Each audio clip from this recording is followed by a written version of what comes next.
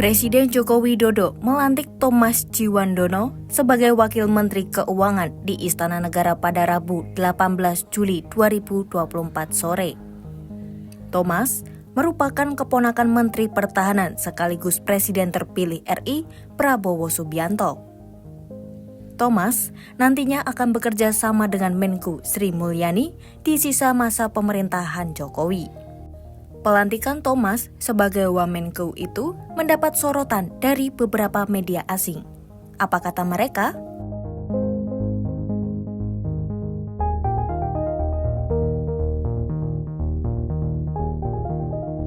Reuters memberitakan keponakan Prabowo, Thomas Djiwandono, menjadi Wamenku yang berjudul Indonesia's President Appoints Prabowo's Nephew as Deputy Finance Minister.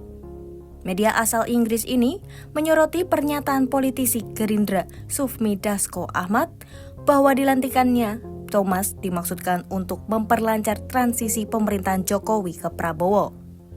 Thomas mengaku ia tak akan menjadi Menku pada masa pemerintahan Prabowo ke depannya.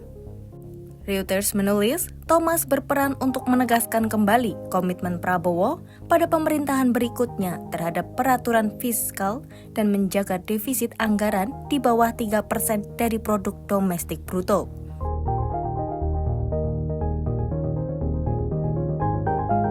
Media asal Jepang, Nikkei Asia, turut memberitakan penunjukan Thomas sebagai Wamenku dengan judul Jokowi Appoints Prabowo's Nephews as Indonesia's Vice Finance Minister.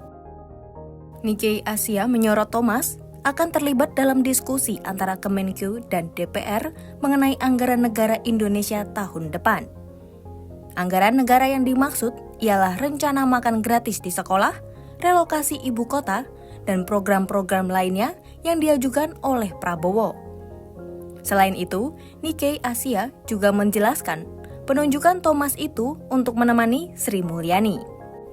Hal itu mengindikasikan semakin besar kemungkinan Thomas akan menggantikan Sri Mulyani sebagai Menku pada masa pemerintahan Prabowo.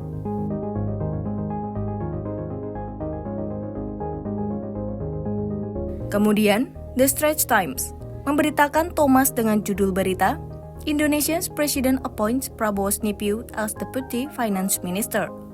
Dalam pemberitaannya, media ini mengutip pernyataan Sufmi Dasko yang menjelaskan Thomas akan menjadi Wamenku pada pemerintahan Prabowo.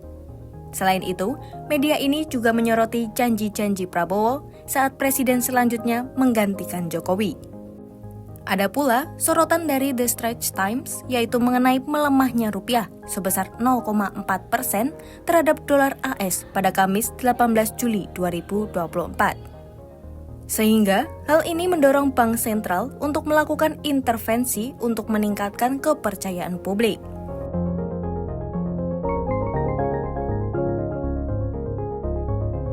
Selanjutnya, media yang bermarkas di Kuala Lumpur, Malaysia, yakni Malay Mail, juga ikut memberitakan Thomas dalam artikel yang berjudul Indonesia President-elect Prabowo's nephew said to be appointed Deputy Finance Minister by Jokowi. Malay Mail menyebut, penunjukan Thomas tersebut berguna untuk memudahkan transisi pemerintahan dari Jokowi ke Prabowo. Thomas yang merupakan lulusan Amerika Serikat telah menjadi juru bicara utama kebijakan fiskal Prabowo. Selain itu, media asal Malaysia ini mengungkap ada kekhawatiran utang Indonesia akan meningkat yang saat ini menambah tekanan terhadap nilai tukar rupiah dan obligasi Indonesia.